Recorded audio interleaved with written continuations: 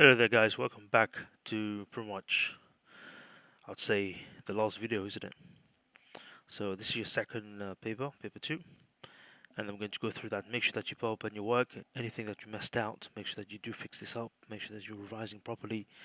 If there's anything you're not sure, there's loads of video online which you can easily recap.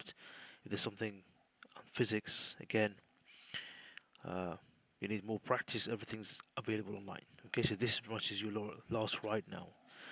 Okay, and then the next thing is going to be exams. That's it. I think it's 1 to 2 weeks. Well, 1 week left or 2 weeks left. Okay, let's get started. Now the first one is about density. So now first of all the equations are given to us. We need to be able to recall the equation. So let's get started. So rho is mass over volume. Now we're looking for volume. So volume, which is at the bottom. So all we can do is just swap these two around. So we're going to have mass divided by rho, which is the density symbol. Now, if we look at the unit is in centimeter cube, and the density is already in centimeter cube, so there's no need to convert. Okay, so again, no conversion needed. So therefore, I'm going to have the mass, which is 14.1 divided by the density. Again, make sure that you use a calculator, so we get 1.57. So here is the answer. Okay. Nice and easy. Now here we got two different densities. We got the solid and then we got the liquid. Question says explain the difference between them. So first of all, we can clearly see that the density, so the first bullet point, so density of solid is greater than the density of liquid. So we can clearly see that. Now, what does it mean for the density to be greater? Now look, it is the density, it's the grams per volume. So we have, let's say, a volume which is 1 centimeter cube. Okay, so density is pretty much how much stuff can we fit into this space, isn't it? So therefore, what we can say pretty much, so solid, there are more particles. There are more particles. Okay, so more particles. So there's more. So the word is more particles tightly packed per unit volume. So, but so both of them, the volume will be 1 centimeter cube, but for the solid, there's more stuff packed into it. That's what density is. How much mass are you fitting into a volume? So there's more mass, there's more stuff into volume, and this should be enough to get you 2 marks. Now here we have another calculation question. So again, we're going to be using our equation sheet. We got the heat energy is going to M times L. So this is just the heat energy. Now you're going to use your equation sheet. So if the equation sheet has written down E is equal to mL, so these two are the same thing. So therefore, we're looking for the amount of thermal energy, which is pretty much this or this. So M is the mass, okay, times L. Now the mass is in grams. Look at that. And then the other one is in kg, so we need to convert mass to kg. So mass is going to be 6t divided by 1000. That's how we convert it to kg. Multiplied by 2.2 power 16, and this will give me an answer of 1.3 power 5. Again, so we need to convert to get your full marks, and this is just 1.3. Okay, here we go. Nice and easy. Yep. Now here's a question. So the question says work out the volume. Now this is the volume before, so about here. Okay, and this is the volume after. So let me put. So this is the before, and number 2 is after. So how can you work out the volume. So therefore, I'll say this one. I think majority of you got this correct, so probably 99%. I think only one of you got this correct wrong. So therefore, the volume of rock is equal to the difference in the volume. Okay. Now, if you mess this up, there's a video that that was posted on my channel. So I think it was Mikolai made the video, so you can check it up. Okay, how to work out the difference. So therefore, it's going to be number one. Sorry, it's going to be no, it's going to be number two. Take away number one. So number two is what? What is this? So we're going to read this one here. Okay, it's got 1, 5. Okay, so we've got 1, 2, 3, 4, and then we have this one there in this case. So you can count it. 225, 225, 225, 225. Because there's 4 there.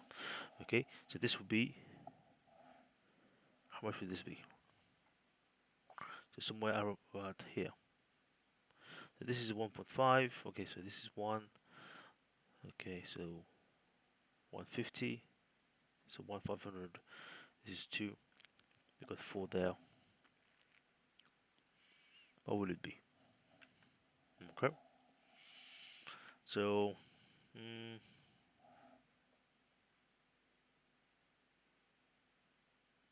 okay. Let's go for, let's have a look. 1, 2, 3, 4, 5. 1, 2, 3. Okay. 1, 2, 3, 4, 5. 1, 2, 3, 4. Okay, so it's 5, 6, 7, 8, 9.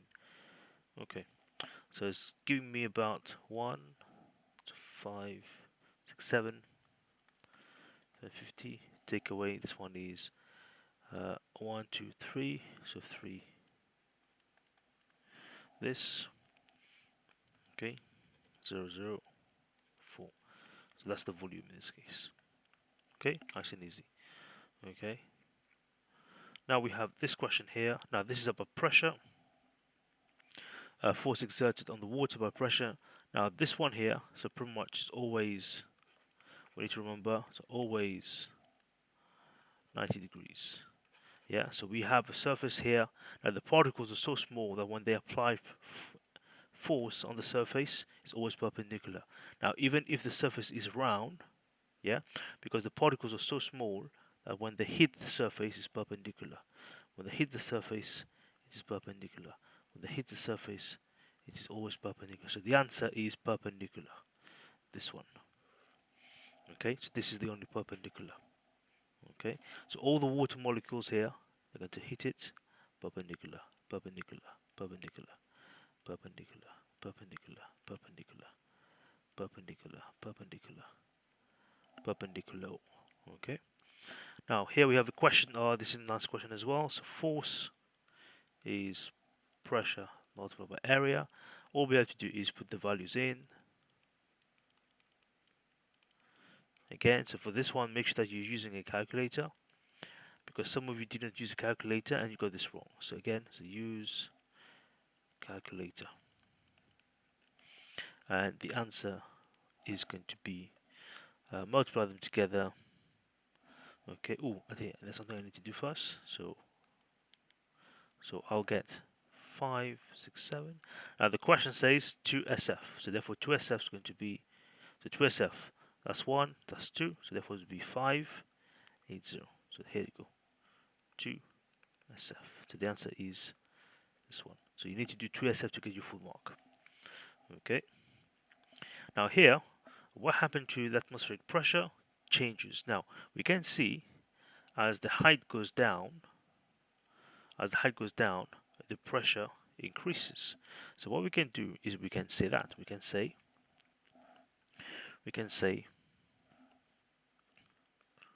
pressure increases, okay, as height decreases. Okay, so this is the first point. Now the second point we get is when we are using the graph as well. Now, what is this relationship here? Okay. Now, this is the curve, and the curve goes to 0. Yeah. Okay. It is not a straight. It is not. It is not a straight line. Okay. It is not going like this. Okay. It is going. It's going down as a curve, and eventually you see that it goes. The height, when the height goes to 0, the pressure stay at this particular value. Now here we're going to say the graph. The graph equal to non-linear. Okay, so this is something that you may have done in maths. It is non-linear graph. We can also say it is not a proportional graph. Yeah, it's not proportional. Okay, it is not directly proportional. Yeah. Okay. All right. So for example, if I have 90, which is here, now if I half 90, what do I get? It will bring me somewhere here. Okay, so this is 3. Okay, somewhere here. So if I'm halving this one, then the other one needs to half as well, but half it goes up, and it goes up by the same amount. Okay, so we need to be careful there. So just keep it. So if you see a graph like this, okay, it's hitting 0, and the values, they're not increasing or decreasing by the same amount, it is not proportional. Yeah, we'll just call it non-linear. Keep it safe in this case. Okay. Breaking news, blah blah blah. Okay, so yeah, this is just what's going on in the world. Okay. Now this one, use the graph to estimate this. Okay, so most of you got this correct. So let's take a look. I think most of you, maybe one of you got this wrong. Let's take a look. Use the graph. So 885. Where's 885? Let me get rid of all this thing. Okay, so we've got 8. The day. Cat. This width 885 will be here somewhere. Okay, and then all we have to do is from there we go down. Okay, we go down here, and here we go. So this is just for me. It is giving me so day cat sys width. Okay, it's giving me 32. Okay, this is how you use the graph to extrapolate this. Now you may have done this maths. It's not an easy one, Mark. Now this one, fortunately, some people got this wrong. Now we are getting for the change. So how do we work out the change? The change is going to be the difference over the original multiplied by 100%. Okay, now again, this is pretty much using your knowledge from maths. So the difference is going to be 104, take away 74, divided by the original one is on the day, it is at 104, multiplied by 100%. And this should give us an answer of, the difference, okay, so blah blah, the height is this one, so from sea level to a height of this one. Okay, so the new height, okay, my bad. Okay, so it's going to be the new height, take away, so this will give us -8. Okay, now since we're looking for the change, the negative doesn't matter. Yeah, so the negative doesn't matter, so the answer can just be 88, 28%, 28.8%. Yeah. Okay, now here, explain how the density varies with height. Now we can actually see what is happening to the number of particles as we go up. So all we have to say is write down what we are saying. So we see that density decreases, okay, as height. Again, so we're talking about the height as the height increases. Now, why does the density decreases? We can actually see what? There are fewer particles at the top, and the particles get further from each other. So we can say the particles are further apart from the top, because remember, density is mass per volume. Now the particles, there's less particles there, so you can talk about that as well. Okay, nice one. Now this is the principal moment. Now we need to be careful with this one because many people confuse this. People are confused with momentum. Momentum. So people were confusing it with momentum. We don't want to confuse momentum. So this is moment. So moment is about when you have a pivot. Okay, now let's take a look. There's 2 marks. The first mark we get when we say the total clockwise moment is equal to the total anti-clockwise moment. Okay, now we need to say that. Now this, okay, is for what? Okay, so for object or objects in equilibrium/balance. Okay, so for example, if we want this object to be balanced, then the total clockwise moment must equal to the total anti-clockwise moment. Again, so what I'll do, I'll use a different color pen. Let me highlight it instead. Okay, so we want to know, so this is the word that you need to see. Total, oops, that's a bit too much. Total, oops, how can I go back?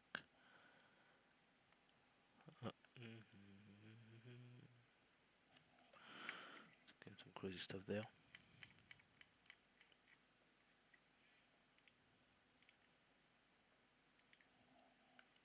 Okay, so total. Okay, so total. So many of you, you've written the moment, the clockwise moment, anti-clockwise, but the word you forgot is the total, and then the object need to be in equilibrium or balance. Yeah, I'll leave this there. Nice one. Now here we go. Here what we have. Now first of all, we want to identify the pivot. Where is our pivot in this case? So we got the force here. Look, the pivot. It tells you this is the distance. So therefore, this here is the pivot. So this here is the pivot. Now what I will do is I'll make this one. So we got the pivot. Okay. How do I know this is the pivot? Because this is where the distance originates. So distance from the pivot to the force. The distance from the pivot to the force. Okay. So therefore, what I can do now, let me see whether I can make this. I will translate this diagram to a seesaw. So this way you can actually see. Okay, so I'll turn the diagram. We have the pivot. Okay, so we've got the lever. Now on one side we have F. So therefore I'll turn this side here. This side F. So it's the distance from the pivot to F is D. Okay. It's labeled D1. So this is D1. This is F1. And then we got the pin, the nail. So the nail is here. So the nail is here. It's called F. So nail, just one now, nail. Okay, so the distance from nail is D2.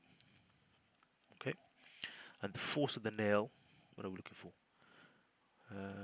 Oh, we're looking for the force of the nail. Okay, so we're looking for the force of the nail. So we're looking for the force F2. Okay, now what do we know? We know that the total moment, so now for the whole thing to be balanced, first of all, the total clockwise moment must be equal to the clockwise moment. So therefore, I'll bring this here. So now I have, what do we have? I have the total T. So we have the total anti-clockwise moment equal to the total clockwise moment. So the equation is F2D times D, F times D equal to F times D. Now F2, I'm looking for it, I don't know. D2, I know it is 3.7. Okay, so this is 11. This is 24.5. So therefore F2 is equal to 11 times 24 divided by this, and this will give me an answer of 75.5. So 75.5 Okay, now look, it's 3 marks, yeah? So we should be able to do a complex question like this. Okay, now some people will be able to see F times T, F times the pivot, but I've broken it down here so you can actually see where it is coming from. So if you're stuck or if you confuse one of the F, so hopefully this will help you out. Again, do check what's going on. So make sure that you listen what's going on. Now this is on the question that we have. Now the gear. Okay, now first of all, we're going to do our ratio. Okay, now we've got Q, we've got P. Q is 20. This is there, so it's going to be 1:3. So this is our ratio. Now we know that this guy here, so we know that P rotate 1 revolution per minute. Okay, so this one here revolves, so 1 V revolution. So this guy is, since it is 1:3, so this guy is gonna go twice, isn't it? So sorry, this guy's gonna go 3 times per minute. Okay, so this guy's gonna go 3 times per minute because it's gonna go 3 times here. Okay, so therefore we can say Q equal to 3 revolution per minute. Okay, revolution per minute. Now we want this per hour, so we want this per hour. Okay, so how can we do that per hour? This is per minute, we want this per hour. How can we get per hour? Okay, so to turn this per hour, we're going to multiply it by 60. Okay, because 1 minute is 60 seconds. Sorry, 1 hour, the 60 minutes. So therefore, this will be 180. 180. Okay. Next one. Now, describe how a gear wheel can be added to the system so that we have double the rotation. So now we're looking for the double the rotation in this case. So double the rotation. Okay, let's have a look. So could be added to the system to give a clockwise rotation. Okay, with double the rotation rate of gear Q. Okay, so double in this case. Okay, so how can we do that? How can we do that? Okay, now let's start with this one. Now, since we're looking for double the rotation of Q, now Q is equal to 20 teeth. Okay, now since we're looking for double the rotation, so we want this to be, so we want a double rotation of wheel Q. Okay, so we want wheel Q to a double rotation of wheel Q. So therefore, the new gear, okay, needs to have the new gear wheel. The new gear wheel is written. Sorry, now. Okay, needs to have 10 teeth. Now, why 10 teeth is because if you do the ratio from 10, 10, 10, 20, so it gives you 1:2. Yeah, so therefore it's gonna turn twice as hard. So therefore, now where can we put it? So we're going to connect it. So connect. Connects next to Q. So therefore, we're going to have the new. I'll call it N. We have Q, which is like this. Okay. So therefore, so since the new one has 10 teeth and Q only has 20, so therefore it's going to be 1:2. So since the new one is smaller due to the less number of teeth, it's going to turn faster. It's going to turn faster by a factor of 2. So therefore, this is bring us our double one. Okay, here we go. It's only 2 marks. That's all we need. Position, which is here, and number of teeth, and this makes it make sense. Okay, now this one was very good. We're looking for our voltmeter connected to this guy. Okay, now it doesn't matter where you want to put your ammeter. So we've got A there. Doesn't matter where it goes. Now we want to vary, so therefore we need something to change. So we need to add a type of resistor that will help us change the voltage here. So we're going to add a variable resistor. Okay, so 3 marks. So variable resistor. I'll write it down here in case people forgot. Now why do we need this? We need this because we want to vary the voltage. Okay. Now make sure that all the wires are connected properly. Okay, there's no gaps. Nice one. Okay, so here, one advantage of using data logger. Now not sure, we did talk about data logger before. Okay, many times. So what we're going to say here is it allows. So for example, let's say you are recording data of a short distance. Yeah. So make it easy because able to record the time faster. Okay. So what we're going to say here is only one mark. So we're just going to say,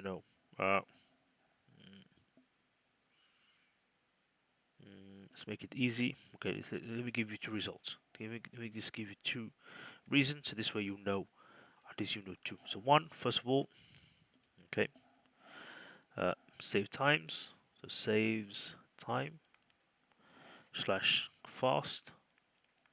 That's one reason. Second reason, okay, uh, collect, okay, large number of data.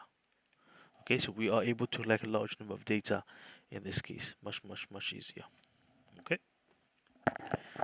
right, nice one. Now, describe how the current varies with potential difference. Now, if it's 2 marks, all we need to say, how does it differ? How does it differ? So we can clearly see that as voltage goes up, current is going up. Okay, now let's make it right the first thing. So as potential difference, now remember potential difference is the same thing as voltage. Yeah, just definition. The potential difference increases. Okay, so current also increases. Okay, now it's 2 marks. Now the last mark we get if when we talk about the graph. Now look at this. Now this graph is a curve. Okay, it is not a straight line.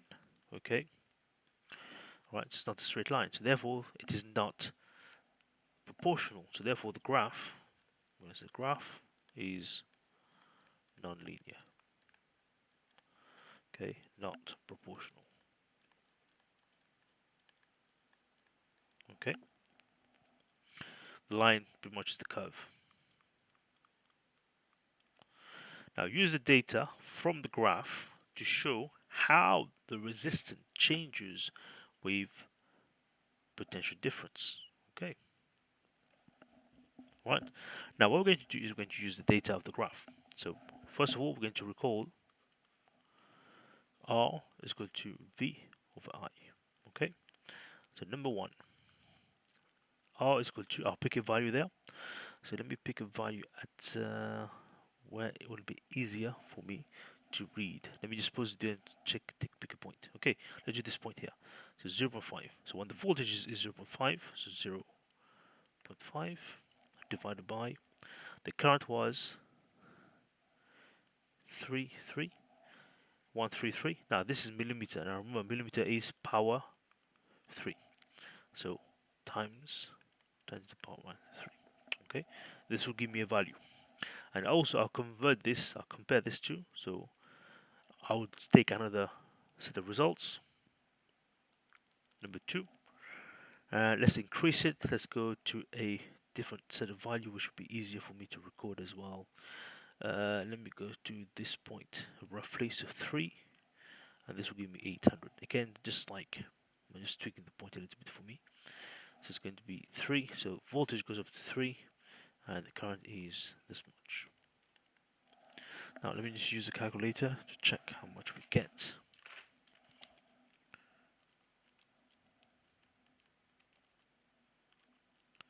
Okay, so this will give me 1.67 ohm. Okay, 3 divided by, this will give me 3.5 ohms. Okay, so therefore, now what we've said is, now we can say resistance increases as potential difference increases. Okay. Now, why did I do that? I did this because the question is telling me to use the data from the graph. Okay. I can see. Okay. Now, what I've done is I've taken a voltage at the start, work out the resistance, and I've taken a different voltage to work out the resistance, and then I see, okay, look, the resistance has increased from 1.67 to 3.75 as the potential difference has increased, because the potential difference I've chosen here was 0.5 and I've increased it to 3, and that's why 2 marks. Yeah, it's a bit too much for 2 marks, but anyway. Now, first of all, this question, the unit for work is joule, so therefore work is energy, capital E. Starting with the meaning of work, obtain an equivalent unit, blah blah blah. So start with the definition of work. So they've chosen the word definition of work to be this here. Okay, anyway. Now let's take a look, how can we use this? Now, using the definition of potential difference. So let's say, what is the definition of potential difference? So potential difference is voltage. Okay, so definition equals energy per unit charge. This is the definition for potential difference. Okay, if you don't remember, remember now. Now, what is the unit? The unit for energy is joules per. So let me just use difficult pen so we can see. The unit for energy is joules. Now the per, it means divide. Now charge, what's the unit for charge? The unit for charge is coulombs. So therefore, this becomes joules slash coulombs. And 2 marks for one for the definition and one for the units. Okay. And we are nearly there. Now this one here explain why the voltmeter reads. So this here is the generator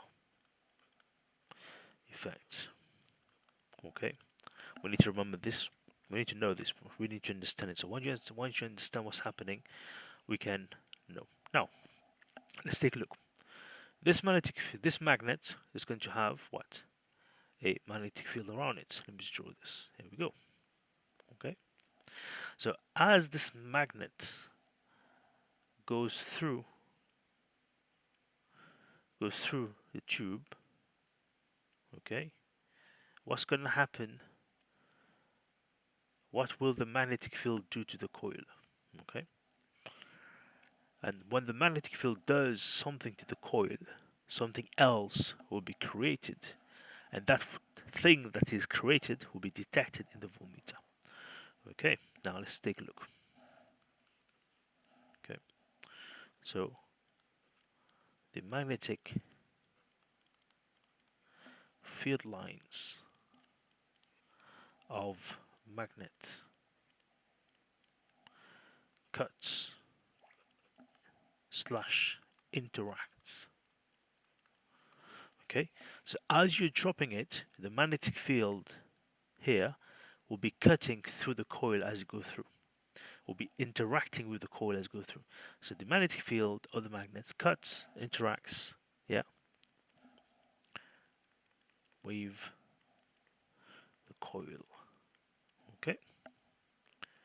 Now, what did this do? This induces. Now, the key word there, if you remember, if not, we need to say induces, which means it creates, but the key words that they want to see, the mask want to see, is induces. So this will induce a voltage. So a voltage is always created first. Now, you can actually see it's the voltmeter. The voltmeter always measure voltage or potential difference. Yeah, it induces a voltage in the coil. Okay. Now the last mark you get is pretty much you say the voltmeter measures the induced voltage. Okay, that's it, because that's the question's asking us. How? Explain why the meter shows a reading. Now the reading is, the question doesn't tell you what reading it is. So you need to say, tell the question like, look, the magnetic field of the magnet is cutting through the coil, and this induces the voltage, and the voltage that is induced get measured by the voltmeter. Now we know. Now here it's like, oh, how do you work out, okay, how the reading varies with height. So what we want to know is, how the voltage varies with height. Now in this question, there's nothing crazy going on, because all the crazy stuff is already done for you. Okay, so the question's telling you, how can you tweak this experiment to show how the voltage depends on the height it's being dropped on. Now we don't need to conclude anything, we just need to develop an experiment, an investigation, describe how we need to do. Okay, now first of all, what we're going to say, okay, so we're going to say the student needs to drop the magnet. The student dropped the magnet from different height. Yeah. So okay, we want to know how does it depend on height? Just use different height. Just use different height. Okay. Let's do different heights. Okay. Now, it is an investigation. So we need to say, right, okay, using a meter rule. Meter ruler, okay. So we can use a meter rule. We're going to change the heights, okay, in increments and steps of, let's say, I don't know, 5 centimeters or 10 centimeters. So therefore you're changing it. Either you are making it taller by 5 centimeters, and every time you're making it taller, you're dropping it at different heights. Yeah, okay. And as you're dropping it at those different heights, all we need to do is record, because remember it is an investigation. Record the voltage from the voltmeter, okay, at each height. Yeah, for each height we're dropping it, we need to record this. Okay. Now, as 4 marks, just like always, what we need to say is repeat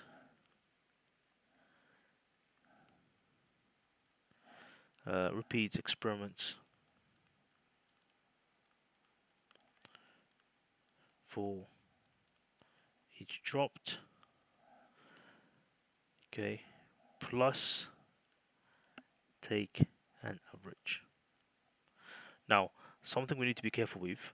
So when we talk about repeat, okay, repeat will always come with take an average. So for you to get the last mark, you need to say these two things together. Yeah. So you need to say repeat and take an average. Yeah. So these two things work side side together. Okay. Here we go. And then we just leave it there. Walk away.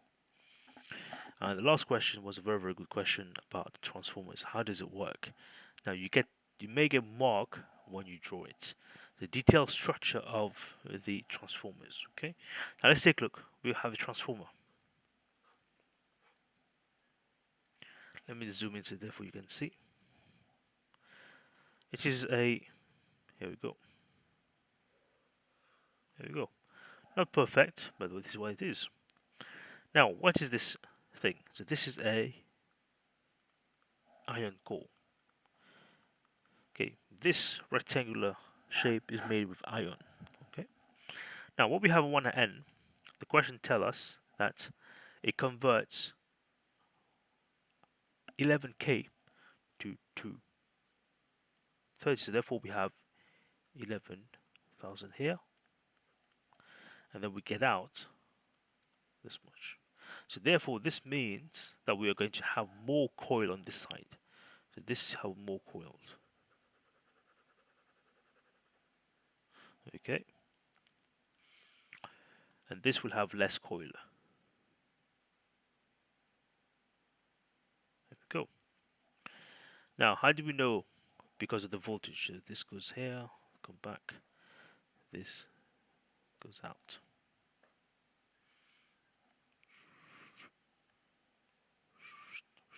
Okay, let's leave it there. Okay, now let's label this. Now, what do we call this coil here?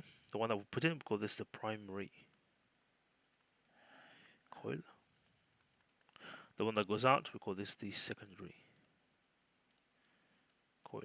Okay, and I think we are fine. So we've drawn a diagram. We've added iron core, voltage in, the voltage out, the primary coil, the secondary coil. Yeah, we are fine.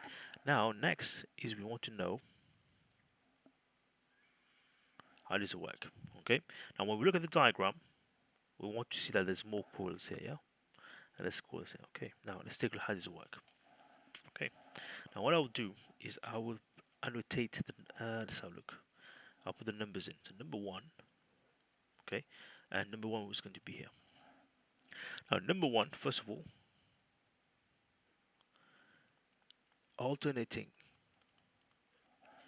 currents. Let's say alternating current flows in primary coil. Okay, so in this coil we have alternating current that flows in, AC for short. Okay, now number two, what does this do? So number two is going to be here. So number two, what does this do? Okay, this creates, okay, an alternating magnetic field. Okay, let's create a magnetic field. All right, nice one. Now let me use a different color pen to show what color pen should I use. Red's taken, use black. So therefore this creates a magnetic field here. Through, okay. Okay. All right. Now, number three. Number three is going to be here, where this line is, number three. Okay. Now, number three is the role of the iron core. So the iron core channels slash focuses the magnetic field to the secondary coil. Okay, so you see the line in black is the magnetic field, and the iron core is channeling, it's making it go to the other side in this case. Yes, so it's making it go to the other side. Let me use a black pen again. So making it go to the other side and back in again. Okay, now number four is going to be here. Right, so number four is here. Now number four, we got the alternating magnetic field cuts. Okay, because remember, this magnetic field is alternating, meaning, let me use a difficult pen, meaning it's going in one direction and then it's gonna flick, goes the other direction. So this creates a cutting effect. So it cuts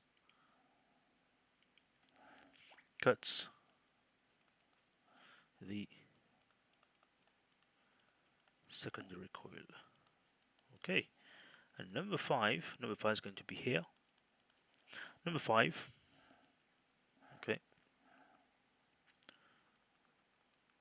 this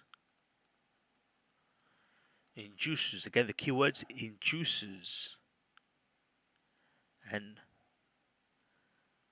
alternating voltage, okay, in secondary Okay, so this increased the secondary coil. Okay, nice one. Now we need 6 points. So the 6 point is going to be okay. That's the mask scheme. The 6 point. I will put the 6 points here. Number 6. Okay. Now the 6 point has to do with this line. How is it designed to show that this here is this one? Okay. All right. So let me zoom in. So point number 6, we're going to say, right. Mm, there's sorry, there's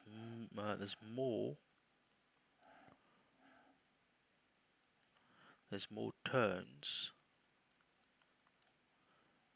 on coil on primary coil, okay, than secondary coil. Okay, there's more turns on the primary coil than the secondary coil. So this shows it is a step down transformer. Okay, so this shows that it is a step down transformer because there's more. Okay, let me just underline this, highlight this.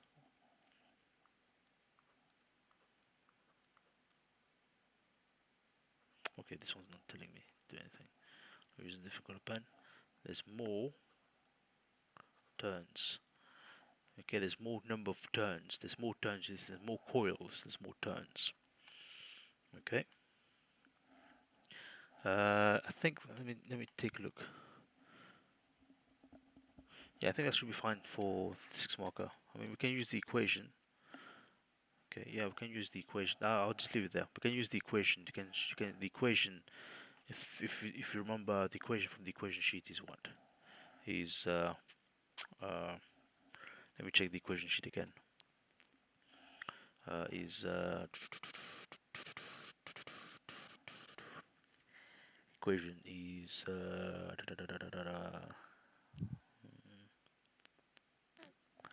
equation is that's fine. You can use the equation. I don't have the equation sheet with me. I thought I have it. Anyway, yeah, I think that's it. So 6 marks. Now the 6th one is this. Let me just write 6 there. Okay. So you see that we've drawn a transformer. We've described how it works. So we've drawn it in details. We showed how it works. Electromagnetic induction. Okay. Number 1, number 2, number 3, number 4, number 5. So when you are writing it down, make sure that you listen to what's going on and then you write down 1, 2, 3, 4. And then at the end, 6, how it is designed for this to work. And here's number 6. Okay, so hopefully this will help you out in this case. Okay, any questions, let me know.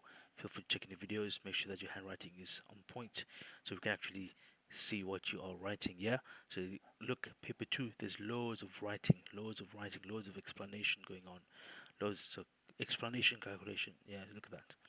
Drawing's fine, explanation, calculation's fine, definition. Okay, so do make sure that we're doing loads of practice question. Yeah, anything you don't know, look up, and you don't know, ask someone, ask your friend. Okay, right. And all I have to say to you now is much all the best. Okay.